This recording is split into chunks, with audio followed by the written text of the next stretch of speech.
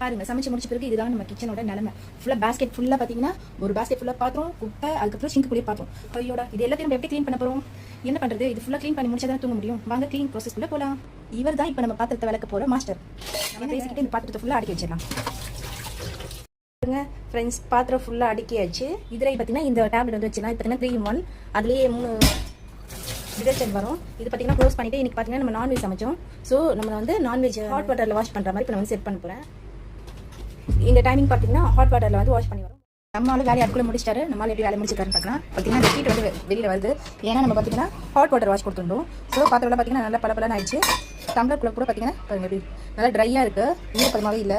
பார்த்தாலே உங்களுக்கு தெரியும் இது நம்ம கிச்சனா அப்படின்ற அளவுக்கு இல்லை மாறி போச்சு. பாருங்கள் ஃப்ரெண்ட்ஸ், உங்களுக்கு இப்போ நம்ம கிச்சன் பிடிச்சிருக்கா? ஷிங்க்கு, அதுக்கப்புறம் இடம், அதுக்கப்புறம் கிச்சன் மேடை, அதுக்கப்புறம் ஸ்டவ், கேஸ் ஸ்டவ் எல்லாமே க்ளீன் பண்ணியாச்சு. Night work done. Okay friends, good night.